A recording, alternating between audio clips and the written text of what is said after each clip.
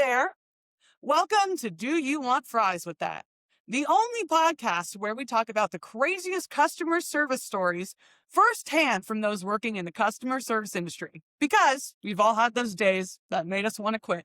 And let's be honest, this is the only therapy we can afford. I'm your host, Elana Rose, and I'm here to serve up your tea piping hot. Welcome. Welcome to episode 7 of Do You Want Fries with That? Super excited to be here today, and I have a guest with me today. Please tell us your name. Hi, my name is Brie. What's up, everybody? What is up? Brie and I, we know each other from college. We went to the University of Arizona. We did. Elite. And Brie actually is the one who got me my first serving job here in Los Angeles. Yes. That's correct. Yes, in COVID, no less. So we were wearing masks and pretending like we were reacting the correct way to people when they talked to us. But we weren't. We were not. We were not. We were frowning at you the entire time. We had a great capability to remove our reactions from top to bottom. Your eyes are saying one thing, but your mouth is totally doing something else. And I feel like, oh yeah, they can see my face now. Yeah. So I got to work on that. Regardless, Brie, thank you for being here. Thank you for having me. Tell us, how long have you been working in the customer service industry? Well, my first job ever was in the customer service industry, and I'm still working in the customer service industry. So, my God, to put a number to it, I guess that would be 14 years. 14 years? Stop. So Don't guess my age. Well, I was going to say, so you started when? Oh, well, anyways, when you normally start. 14 years. And have you been doing the same things, or how have you transitioned? No, it's definitely evolved, Being in the customer service industry is something that I always had along with something else. It was just a good way to have some extra money, What else is going to pay for those festival tickets, right? It's not going to be the normal job. You got to get some extra change in your pocket. And that's what this is good for. Exactly. Right. So that's what I always used my customer service jobs for, was just a little bit of extra cash. Were you serving, bartending? What do you mainly do? Yeah, so typically throughout the jobs that I've had in the customer service industry, I've been just a regular old server. I have bartended a few times. Was I qualified? No. Was I thrown into it and I had a yes and attitude? Yes. It worked out. I mean, I think most people, women especially, can learn anything when just thrown into it. Yeah. So true. It's so true. We are very adaptable creatures. Very adaptable. I feel like I've had a number of times where someone's like, can you just do the thing? I'm like, what? Am I going to just... Yeah, like I can like totally do the thing. And then you go into the bathroom and you Google and you say, how do I do the thing? Let's do it. You make it happen and no one ever questions you unless it like crashes and burns. But us women, we don't really play like that. No, okay. Even if it crashes and burns, you go, that was just an off day. It's not even fire, it's glitter, baby.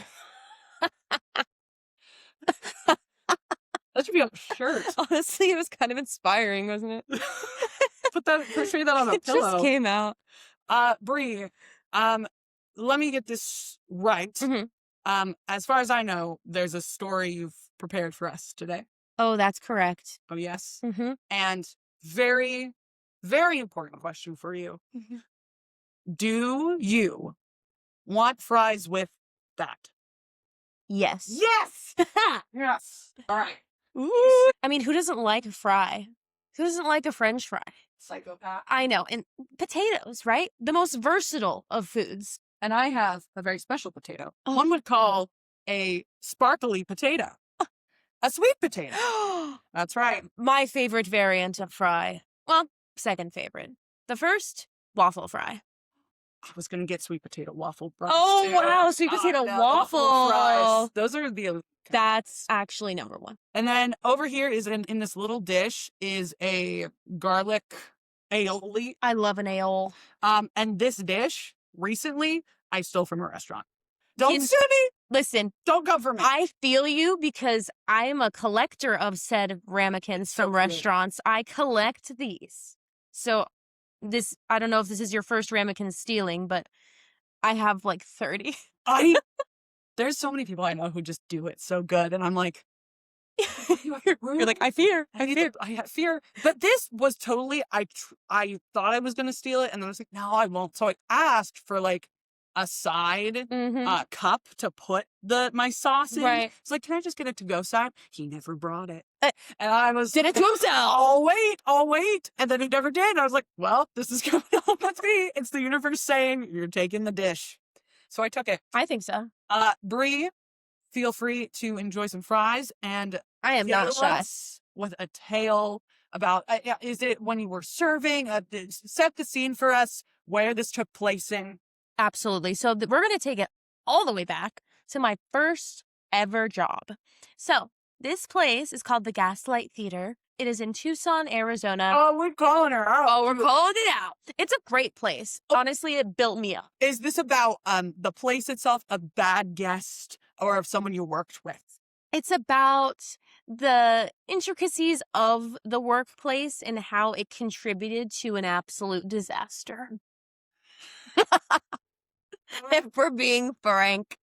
Go on. So, Gaslight that scene. We will be doing so. So the Gaslight Theater is a musical melodrama theater in Tucson, Arizona, and it's gorgeous. It's a great fun place. You go and you see like spoofs on titles that you would normally see, right? So it's Back to the Future, Back to the Past, right? We're like changing it up and making it a little different, making our own songs. It's spoofs, you know? So like they'll do like Conan the Barbarian, they'll do a spoof on that, call it a little bit of a different name. They'll do like Frankenstein. They always do these like Christmas shows, and it is popping in there, you guys. It's been around for like 40 or 50 years at this point, and it's sold out every day. And the Christmas shows, 3 shows a day, all sold out by like September. We're talking people love this place. And it's not just a theater, it's a dinner theater. Okay, you see where I'm going with this?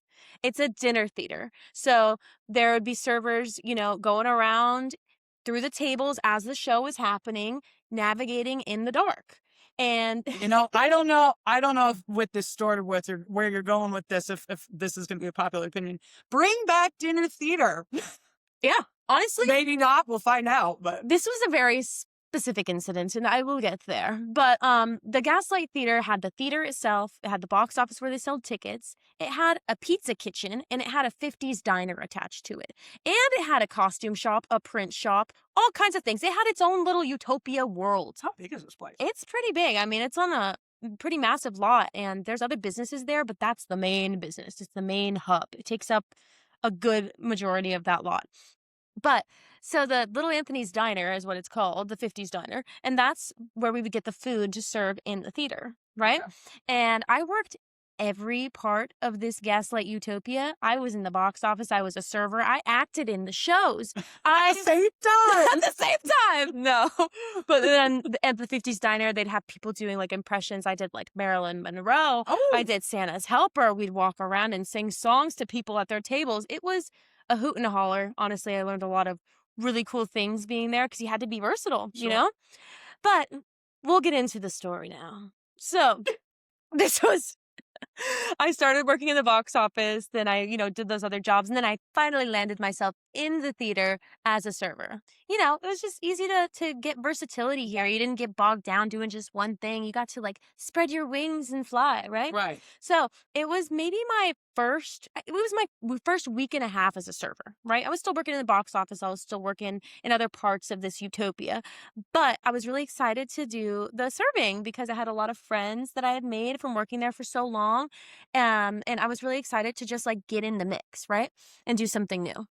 The manager of the servers was very, very like, here, she ran that shit like the Navy. Sure. She ran it like the That's Navy. because there was 5 different elements attached to set. So many things. And they probably didn't hire anybody else, did they? Just one person?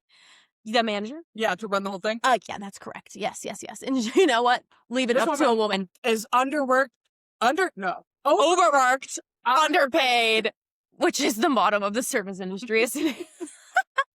Okay, but basically, I was getting the hang of things, right? I was used to serving in a well-lit environment. But when you go into the theater and there's people performing on stage doing like funny little numbers, people are getting hit over the head, it's melodrama. So it's very like, it's very out there and very over the top, right? People are laughing, people are hooting and hollering in the audience too. And we're supposed to be, quiet. while the show is going on so that we can continue service, but not like make ourselves the main event because the show's the main event. Right. Right? Right. So what I was doing is like just getting trained, right? I was starting out in the theater being a server. So what that means is when you're getting trained at a new place, you tend to start by running food, right? Instead of you being the one getting the orders and all that stuff, you're the grunt. You're running the food. So, as I said, we have this 50s diner, right? We would serve a lot of milkshakes too. They had like a whole ice cream bar that was like a milkshake bar, right? Think classic American fatty food, okay? Everything that's fried, everything. Burgers, onion rings. That's patty melt. Yes, there was lots of melts on that menu. So many different kinds of melts. I did not even understand how many different kinds of patty melts, sandwiches, very fatty, glorious, greasy. So that's the kind of vibe that we're working with, okay? This is what we're serving in the dinner theater as the show is going on. So I was trying to, put in like some real good work because I wanted to get from runner to server quickly, right? I wanted to pipeline myself right in there. So what I was assigned was the mezzanine. Okay, if you don't know what that is, let's have a theater just down at the bottom, right? And then upstairs overlooking everything, a good vantage point. That's the mezzanine, the balcony, right? So I was assigned the mezzanine and I was having to walk up a bunch of stairs, no elevators, by the way. Walk up. There wouldn't be. I just got war flashbacks when I worked at a place at Universal. Anyway. Not the war flashbacks. That might be happening to some of you out there too, and just know we are with you. Oh, elevator? No elevator. You have trays of food? So many trays of food. And like I said, milkshakes too, right? So I was in the mezzanine. That was my section. I was going to dominate and own that mezzanine, and there was going to be nothing that went wrong. Or little did I know. So this family that was up in the mezzanine, there was about 8 of them, okay? 2 of them being adults, the rest of them being children from the ages of 4 to, 15. And worst of ages. The worst of ages. The worst. I want someone under 4 or over 16, actually. They know what they want. Don't talk, or you talk with respect. With respect. So this family was like, I don't know. I don't know what they were about, but they had the most energy of anyone that I've ever seen come through that theater. Okay. It's like it was their show. All right. It was to the point where people were trying to be like, shh to the family because they were taking attention away from the actors. And of course, this was my section. Of course. Under training circumstances, nonetheless. So it was great. I got thrown in the mezzanine. So naturally, I go up to them and I say, hey, do we want to are we starting with appetizers? Whatever. They were like training me to be a server at this point. So I got to do a little bit of that. And they all want milkshakes. Not 1, not 2. 8. They want 8 milkshakes. 8 milkshakes. So naturally, we put it through on one ticket and it comes out all at once. Yes. Right. And, to anyone, even the most seasoned of servers, 8 milkshakes in almost a pitch black theater going up 30 to 40 steps is pretty daunting, okay? So you can imagine my surprise. Did they have low tape on those stairs? They did not. No, they did not. This was before the age of common sense. They did not. Which is fine. I mean, there was like little lights kind of on the stairs, but not enough to be like distracting because we were, in the middle of a show. Right.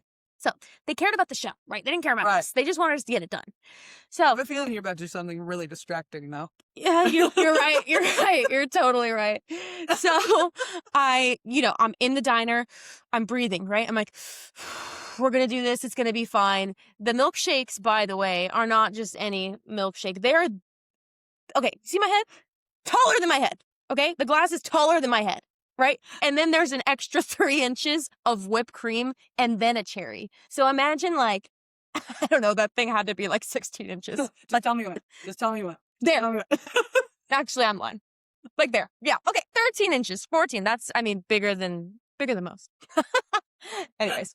That's not an average size. That's not an average size by any stretch of the imagination. So I have 8 of those, right? One big old tray. Me and my 16-year-old beating heart trying to just do a good job at work, right? We're living on a dream right now. And so everyone is my biggest performance yet. My biggest performance yet. Everyone that was waiting for their milkshakes or their food or what have you from the theater looked at me and even the most seasoned of servers was like, good luck with that. And I said, well, damn. If they're telling me that, and I've seen them carry like 7 baskets of like fried food stacked on top of each other like Jenga, then I'm doomed. But, I still walked into that You're theater. like, this is going to be my this is going to be my moment where I Right. impress everybody here, and then they're going to give me a standing ovation. Yeah, exactly, because the show is about me, right?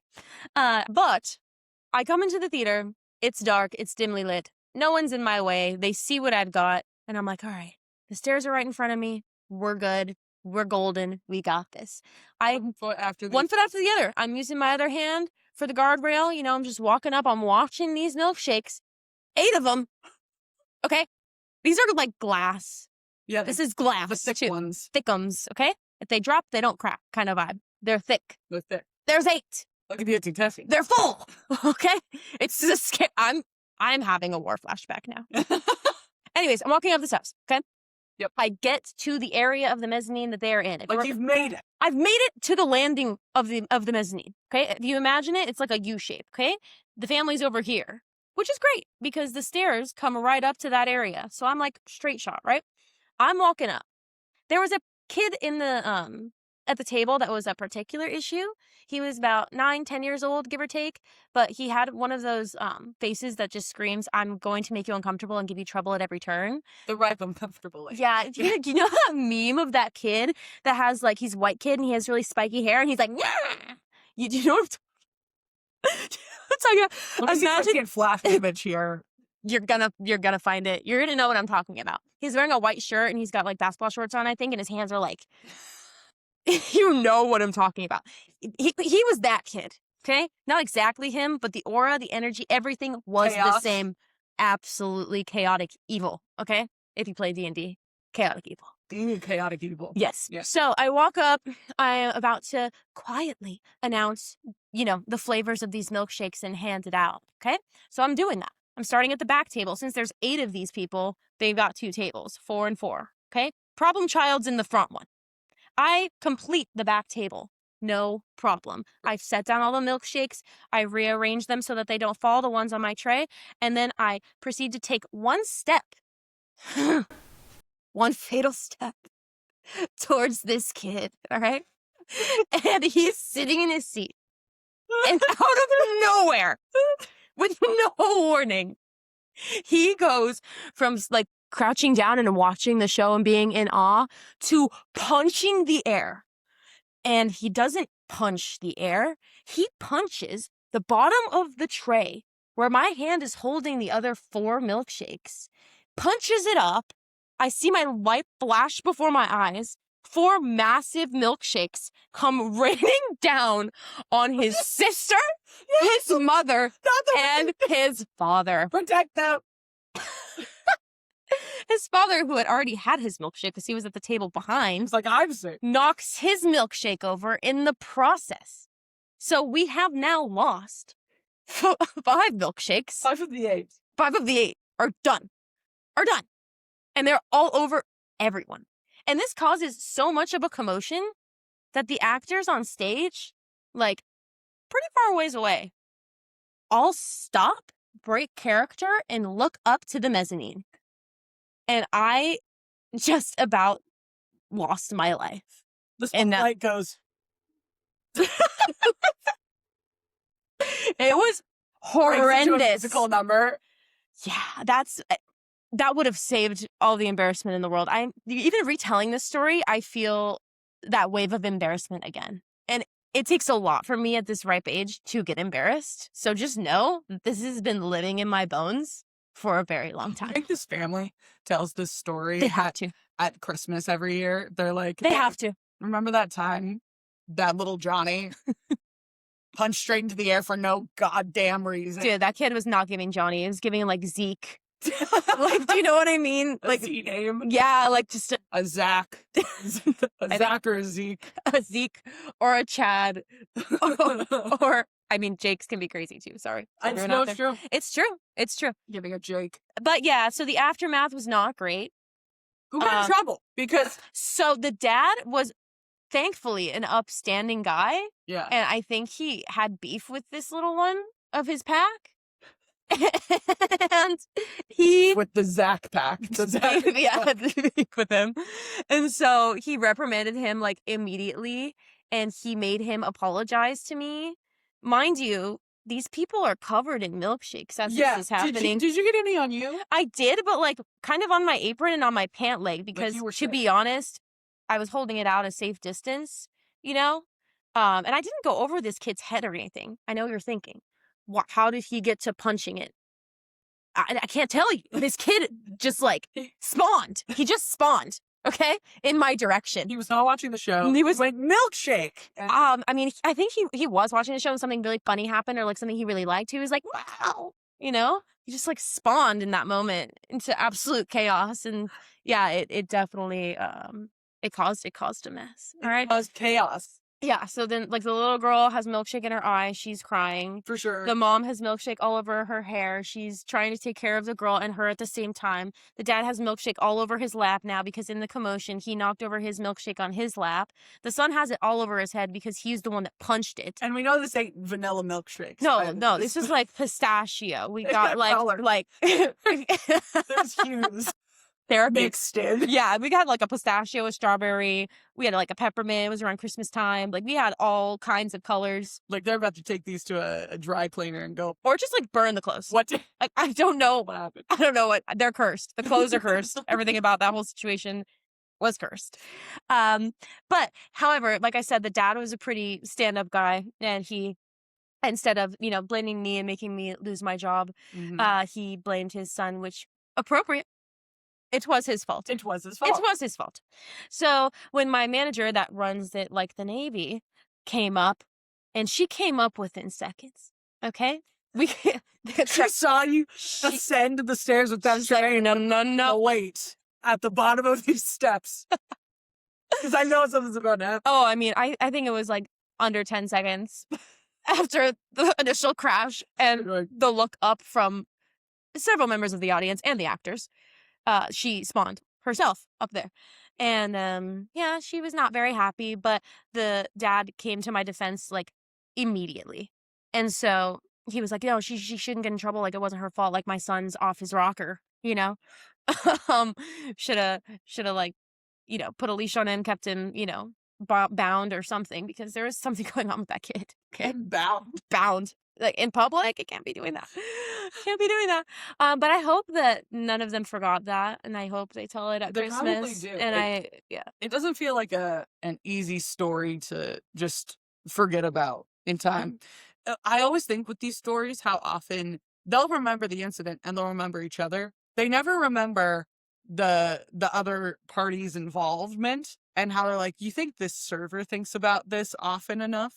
I hope that someone from this big family listens to this episode and then they send it to everyone in their family and their extended network of friends, and then it never goes away. And this was your life. This is like ancestral lore for them at this point. Like this anecdote should go in the family tree. That should make you feel happy. You were part of his family system forever.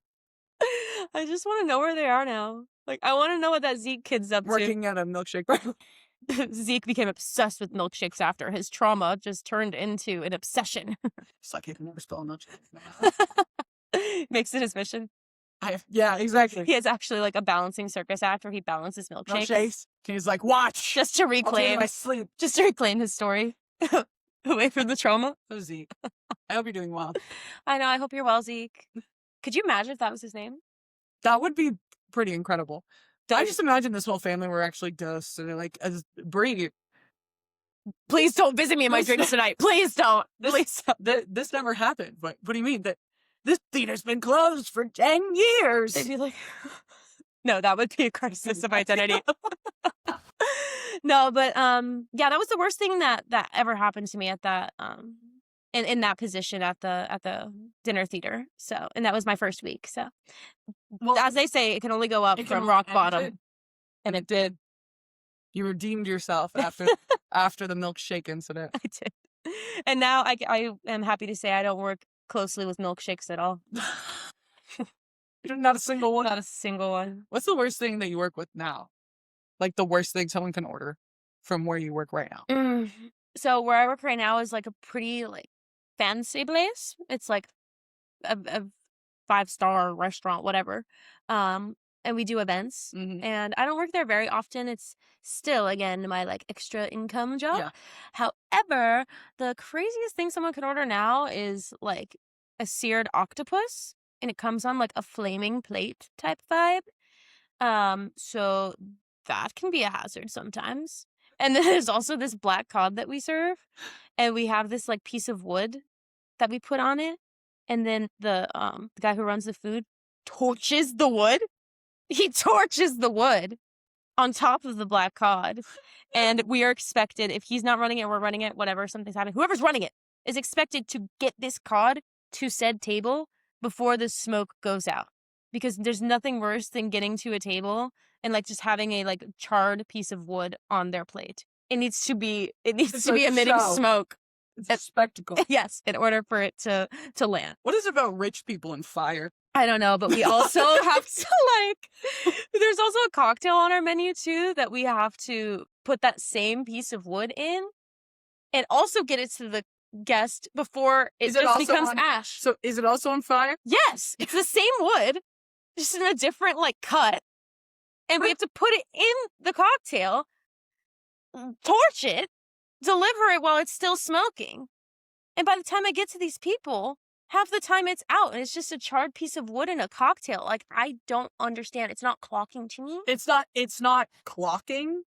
It's not at all. Rich people, why do you like fire?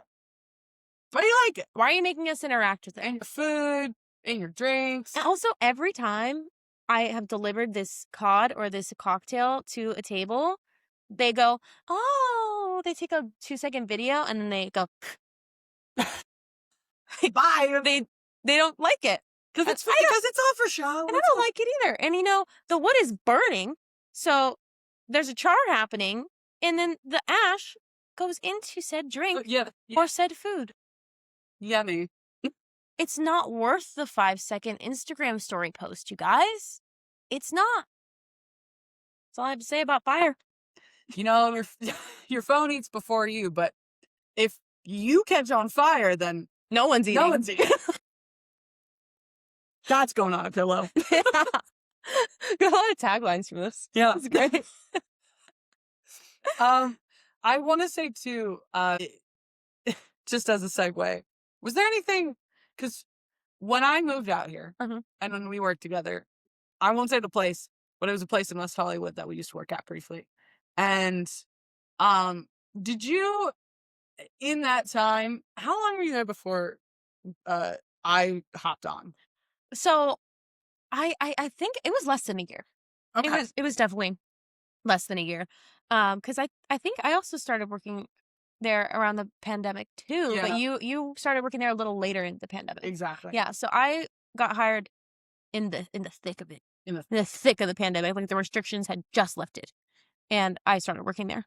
And then it was like 5 or 6 months after that is when you came to California, and then I helped you get a job there. Yeah. Yeah. Yeah. I think I was there for too long. Don't you hate that? It When you're happens- somewhere and then you're looking around, you're like, well, damn, that's the date today? Yeah. And time flies when you do that kind of stuff. Like even now at my current job, I'm like, dang, Like, how is it already? who am I? You know, it's so funny, though, because when you're a kid, like, even though you're having fun and you have no bills and, like, you don't have any real stresses, you still got stress as a kid, and time drags. Yeah. Because you're not making any decisions for yourself. So Sure. everything that you're doing is someone else's choice, and that makes days feel long, right? I never thought about it. Yeah, and it's just like when you're a kid, you're just like, oh, I can't wait to make decisions on my own. I can't wait to do this, do that. And then once you get there, you're like, damn, can someone else choose this for me? Someone else come up Like, with the decision. What is that thing about life?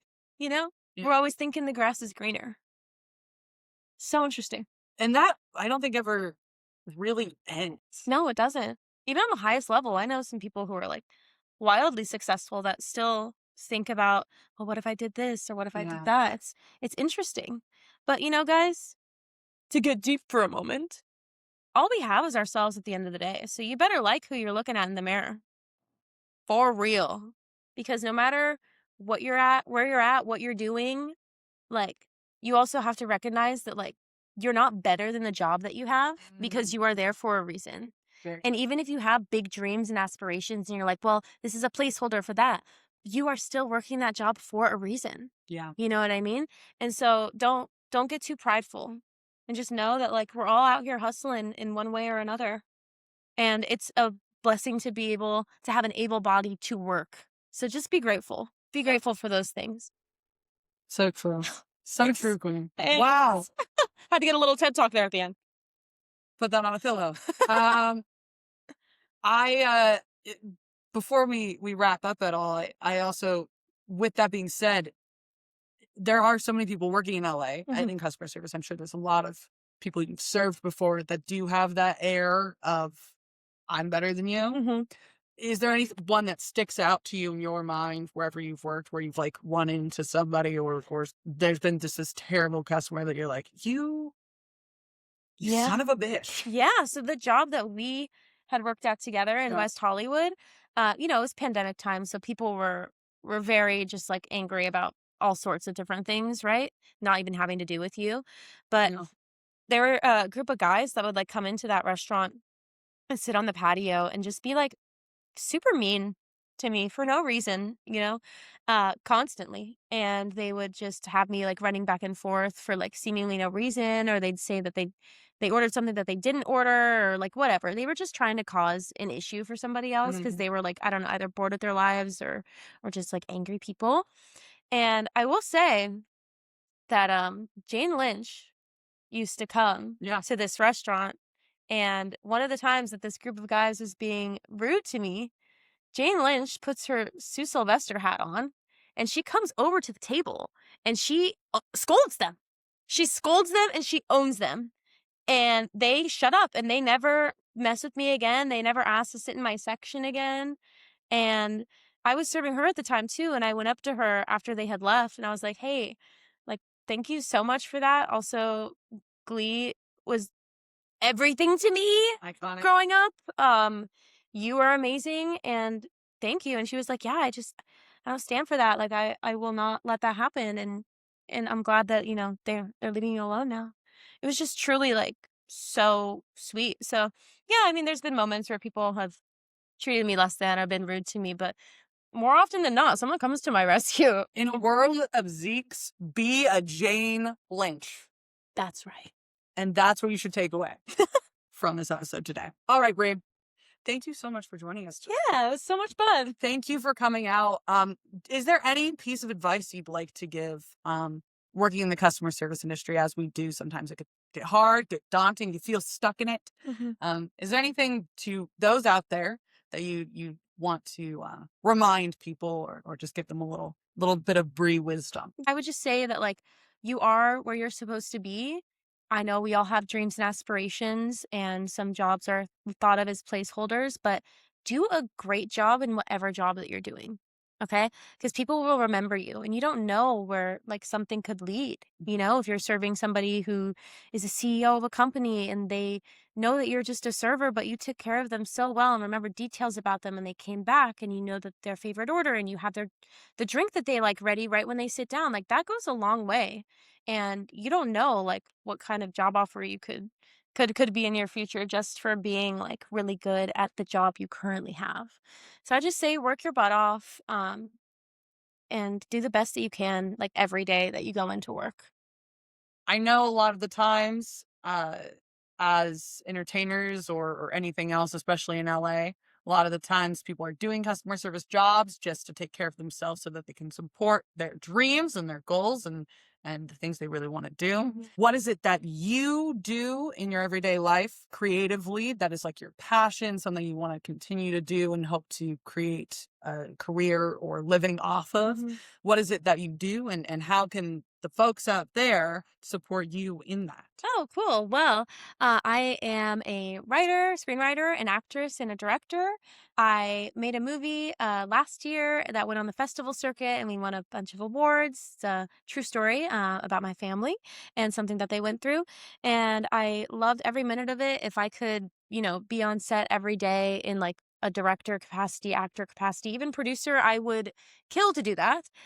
Still working towards that goal. And, I get on set as much as I possibly can. But also I have a day job aside from doing, working at that restaurant here and there. Like I said, it's just my extra money job, the restaurant. I'm actually a self-defense instructor. And I'm based here in Los Angeles, and I've had my business. I've owned and operated it for 5 years. I teach in the style of Krav Maga, which is like really intense self defense. I teach boxing and I do personal training. So that's the job that right now like gives me the freedom and flexibility to sustain me and like pay my bills, and gives me the flexibility to audition and still work on my like creative passions as well. But yeah, if you are in LA or interested, my handle on Instagram is selfdefensewithbrie. Brie spelled like the cheese, Brie. And I will also include it in the description of the video so you can just click on it from. Yeah, my personal Instagram will be there too. Amazing. All right, Brie, thank you so much. As a reminder to everyone, keep your fries hot, your friends close, and don't forget to tip your waiter. Bye. Bye.